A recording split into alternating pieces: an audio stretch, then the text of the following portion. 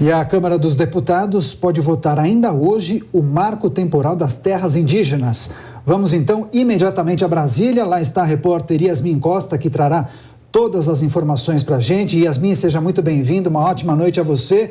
Relembrando, os deputados já aprovaram o regime de urgência. Agora, o que esse projeto determina para essas áreas, as áreas indígenas? Bem-vinda mais uma vez. Obrigada, Daniel. Boa noite para você, para a Lívia, para todo mundo que está com a gente. Esse projeto de lei, o PL 490, determina o seguinte, que a demarcação das terras indígenas tem um marco, que é justamente o nome ali, marco temporal, de acordo com a Constituição, dia 5 de outubro de 1988, que foi a promulgação da Constituição. Aqueles indígenas que estavam ocupando seus territórios, esses terão direito à demarcação. Por isso chama marco temporal. E a qualquer momento os parlamentares podem votar esse projeto aqui na Câmara dos Deputados. O presidente da Câmara, Arthur Lira, quando chegou aqui há cerca de 2 horas, ele disse o seguinte: é hoje o primeiro item da pauta.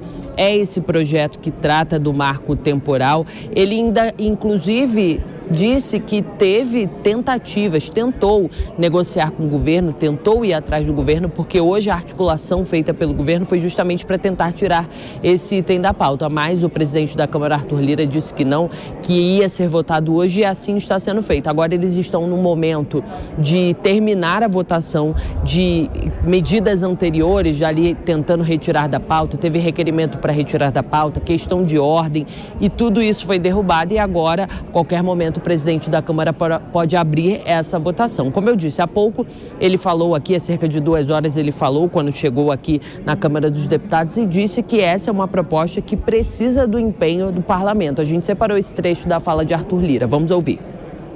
Nós não nos negamos a fazer nenhum acordo. Nós procuramos a AGU 3 meses seguidos para fazer um acordo do governo de Santa Catarina, a bancada de Santa Catarina, a AGU, a Câmara, para que a gente não chegasse nesse momento. O fato é que o Supremo vai pautar no dia 7 e o Congresso precisa demonstrar ao Supremo que está tratando a matéria tratando a matéria com responsabilidade em cima dos marcos temporais que foram acertados na Raposa Serra do Sol.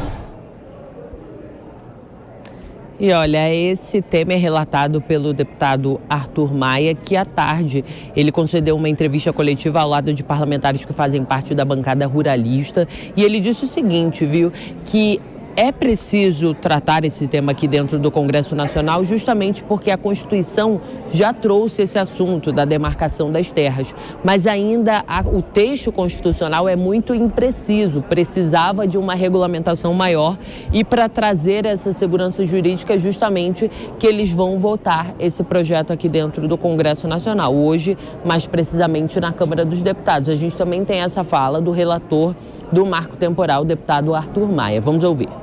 Para aqueles que defendem a terra do indigenato, o território brasileiro inteiro pertence aos índios, porque eles eram os moradores originários do continente americano. Se acabe com o marco temporal, como pretendem alguns, teríamos, talvez, a demarcação de mais o dobro. Isso significaria 1,5 milhão a menos de empregos no Brasil. Isso significaria nós termos uma perda gigantesca nas nossas exportações. Pois é, como eu disse, aqui no plenário da Câmara, aqui atrás de mim, os parlamentares estão nesse momento e podem hoje, essa é a ideia do presidente da Câmara, definir esse assunto, bater o martelo com relação ao marco temporal. Inclusive, a ministra dos Povos Indígenas, Sônia Guajajara, que participou de uma mobilização hoje aqui no Salão Verde contra essa medida, tentando o adiamento dessa matéria, da votação dessa matéria em plenária, ela está aqui dentro também tentando articular, tentando conversar com parlamentares para a rejeição desse projeto. Mas a sinalização é de que sim, essa proposta deve ser aprovada, e um ponto interessante que precisa ser analisado é justamente que não há uma unidade nem dentro do governo federal, do Executivo Federal. A ministra Sônia Guajajara esteve aqui de tarde e está nesse momento aqui dentro do plenário defendendo a retirada, a não aprovação desse projeto, mas o ministro Fávaro, da Agricultura, ele falou, depois de uma reunião que ele teve com o presidente do Senado, Rodrigo Pacheco, ele disse o seguinte, que é preciso ponderação, que também não dá para deixar ali, retirar agricultores que têm a posse da terra há muito tempo e demarcar essas terras. Ou seja, a gente vê ali que não há uma unidade de discurso dentro do próprio governo federal com relação a esse tema. Eu sigo por aqui acompanhando essa votação e a qualquer momento, quando for proclamado qualquer tipo de resultado, eu chamo vocês aqui com a informação. Pois é, prioridade total para você, Yasmin Costa. A gente segue em contato, inclusive, vamos fazer uma conexão com as imagens ao vivo do plenário da Câmara dos Deputados. Falam neste momento parlamentares que são contrários ao PL 490, inclusive alguns indígenas, juntamente com parlamentares de partidos de esquerda, estão reunidos e estão com placas dizendo justamente: demarcação é direito, PL 490 não. Vamos escutar um trecho dessa fala dessa indígena que não temos o áudio? Tudo bem, daqui a pouco então a gente traz informações ao vivo do plenário da Câmara dos Deputados, todas as informações acerca da votação desse projeto de lei 490 que dispõe justamente sobre essas regras para a demarcação de terras indígenas. Então, para comentar os assuntos mais importantes do dia, Nelson Kobayashi com a gente nesta edição do Jornal Jovem Pan. Kobayashi, seja muito bem-vindo, uma ótima noite a você. Vários assuntos quentes para nós discutirmos, analisarmos, mas queria começar com essa pauta que deve dominar as discussões, pelo menos por enquanto, na Câmara dos Deputados. Arthur Lira foi enfático, disse que a casa irá votar, inclusive os parlamentares já começaram as discussões no plenário, mas a gente relembra a nossa audiência que o STF também vai analisar o marco temporal no início do próximo mês, no dia 7 de junho, ou seja, a Câmara decide se antecipar. Importante escutar o que está em jogo. E a aprovação seria um recado claro para o Supremo Tribunal Federal? Isso poderia impactar a análise dos ministros? De certa forma, porque os ministros eles se debruçam, de certa forma, a respeito da constitucionalidade dessa lei. Então, a análise é de Constituição. Primeiro, muito boa noite a você, Daniel, Lívia, toda a nossa audiência. Tanto no STF quanto no Legislativo, nós temos uma tendência pelo aceite do marco temporal da demarcação das terras indígenas. O que é isso? É reconhecer que no dia 5 de outubro de 1988 seja o dia para essa demarcação temporal, né, para esse lapso temporal importante. Ou seja, as comunidades indígenas que ocupavam as suas terras até aquela data e que comprovem isso é que terão as suas terras demarcadas. Isso gera uma discussão gigantesca porque é um caso muito complexo. Os argumentos favoráveis estão pautados principalmente na segurança jurídica e nas decisões do próprio STF. Em 2009, por exemplo, o STF, quando julgou um caso emblemático da demarcação da terra da Raposa Serra do Sol, entendeu que haveria sim de haver esse marco temporal desde 1988. Por outro lado, há diversas comunidades indígenas que não teriam hoje como provar que já ocupavam essa terra naquela data. Então, para onde iria esse povo? Para onde essa comunidade seria destinada? Qual seria o amparo governamental a esse povo? Então, a gente tem também a questão da dignidade dos povos indígenas. E outra, como é que uma comunidade indígena vai provar que ocupava uma terra há 30 anos atrás? Não dá para imaginar que dentro de uma comunidade indígena haja ali um departamento de documentos. Não havia câmara de segurança, não havia tecnologia suficiente que dê amparo a essa comunidade de provar essa ocupação de terra. Então, um caso complexo que a gente vai acompanhar nos próximos dias.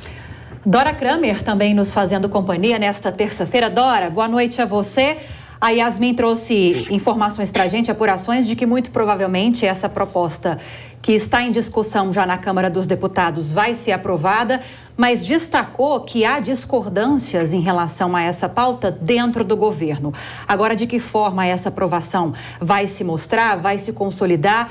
Precisaremos acompanhar, então, nas próximas horas essa discussão. Quem é contra o projeto de lei que estabelece o marco temporal diz que isso vai enfraquecer a política de demarcação de terras indígenas, pode retroceder até demarcações que já foram feitas. Isso representa também um risco aos povos isolados. Quem é favorável ao projeto diz que isso vai proporcionar segurança jurídica no campo e que também vai pacificar com isso conflitos que ainda existem entre agronegócio e povos indígenas. Como será que vai avançar essa votação?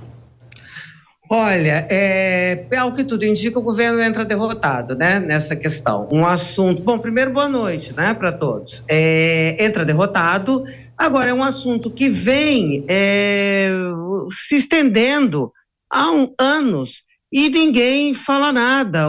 Agora, há pouco que o Supremo marcou a volta do exame, da revisão dessa questão, o Legislativo também deixou essa questão ali dormindo nas gavetas, o Executivo não se mexeu e agora, na última hora, um assunto dessa complexidade, ninguém entende direito sobre o que está votando.